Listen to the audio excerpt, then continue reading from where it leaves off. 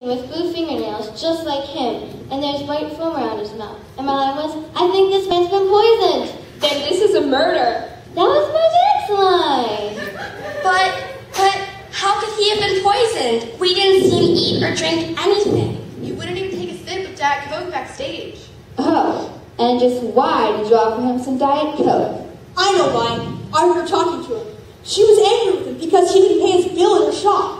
Is this true, Miss McGill? What if it is? I've cut his hair for years, but he kept telling me to add to his tab, and then one day I thought, I don't give tabs. So I went to Spice for Life to let him know that if he didn't pay up, he could look like the shaggy dog for all I cared. So he wouldn't pay, and you poisoned him. Honey, the only kind of poison I know is my perfume. Don't call me honey in my courtroom. But Judge Snooty, things have changed. Gracie, what are you saying? This is a murder, and it looks to me like we're all suspects.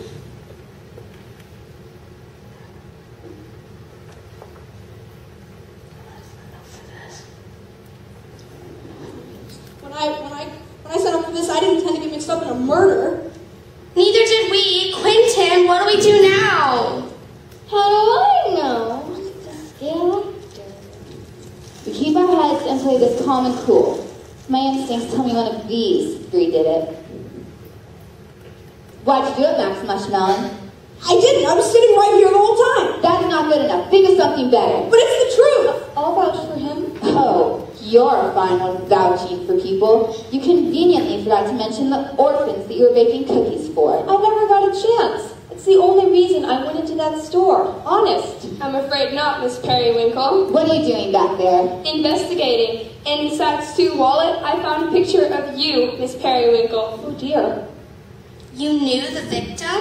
It says, to my devoted nephew Stu, your loving aunt Mabel. So you did it. You inherit his store. No, Your Honor. I already owned his store.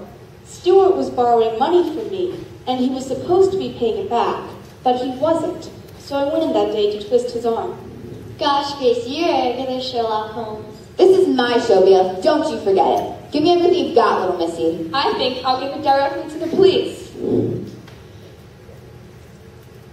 What else is there?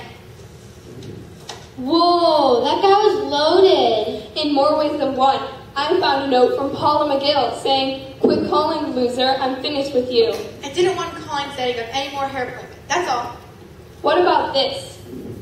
What's that? It's a copy of a letter the victim sent to the Better Business Bureau concerning a car he bought from Max Mushmelon Motors. All right. The car I sold him did have a few problems. The engine conked out 5 miles from your dealership, and you said, a deal's a deal. So you did it. I always knew your line, Mushmelon. No. I went into his store that day to tell him I'd make good on the engine. Honest. You're gonna lie away right into the chair, Buster. How could I have done it? I was sitting right here. Me too. We three.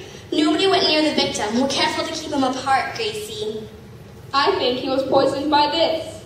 Somebody mailed him the poison? No, somebody gave him this just before taping began.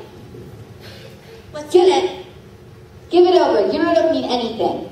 I'm not opening it, but it feels like money. Lots of money, and I can see faintly through it that there's at least one $100 bill in there. It's probably a stack of them. But what would have the money been for? Blackmail. He was blackmailing one of them? Someone in this room. And I found a receipt for a key at Grand Central Station. I don't get it. The incriminating stuff he's got on her is in the locker. How could he have anything incriminating on me? I'm just a sweet old lady who bakes cookies for orphans. And I'm just a pushy used car salesman who can barely make ends meet. And I'm just a gorgeous beauty shop owner who loves being the center of attention. And we just work here. He couldn't get blood out of a stone. Yeah, you'd have no money to fork over $100 bills. I haven't seen one of those since World War II like did. It would have to be somebody with a lot to lose. Like a star. Me? Look, little princess, you better clean up that trap of yours or you'll be looking for a new gig tomorrow. I think we all will, Snooty. It's your honor to you, little missy. You know what I think really happened? Nobody's interested in your baby babblings. Just the viewers watching live. Just before taping began, Mr. Spicer handed you a map of the store. He said it was to help you visualize where everyone was at the time of the robbery. What of it? We already had the map. I put it on your desk 2 days ago. The map he gave you today wasn't a map at all. What was it? A blackmail letter. Probably one you burned in your office. As soon as the police arrive, I'll have them check your trash can for paper ashes. I'm not listening to any of this. Get out of my way. Sorry, ma'am. I'm the bailiff. You're a scale actor. I'm the bailiff, ma'am, and you're not leaving the scene of crime. You just had to hire a method actor. So, honey, what was he blackmailing you for? He wasn't. It's just a lie. I've never seen that man before in my life. Oh dear, you can do better than that. How dare you? This is my show. I'm the judge. Are you really? I mean, a judge? Of course I am. Graduated from Yale Law School. There's no record of you attending Yale, let alone graduating. It wasn't that, Gail. So what did this guy know?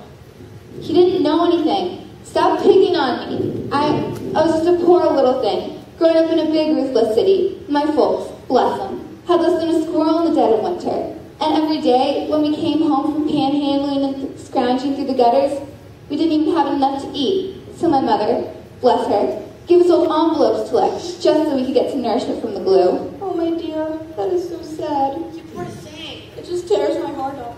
So that's how you killed him. Why, you? I remember, just as taping began, Mr. Spicer licked an envelope to seal it. So? I read a book once where the poison was on the adhesive of the envelope.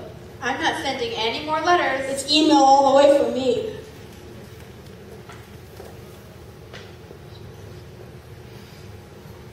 Should I cuff her, Gracie? No, you wouldn't dare. Get back. Judge Snooty, you can't hope to escape. We're still on the air. Where'd she go? Back here! Get her, Qentin! That's not my contract. For heaven's sakes. Qentin?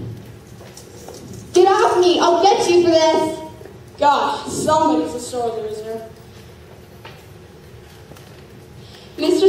Mushmelon, will you please check her pockets? What for? A key to a locker at Grand Central Station. That tickles. This what you're looking for? As soon as the police arrive, I'll have them check your locker. So what's in it?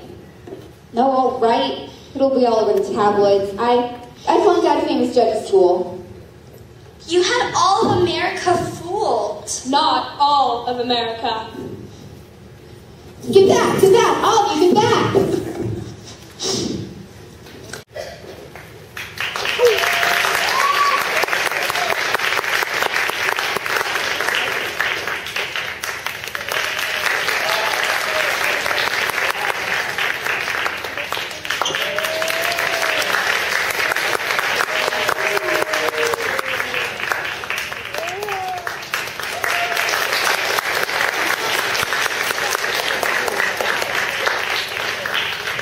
Murder on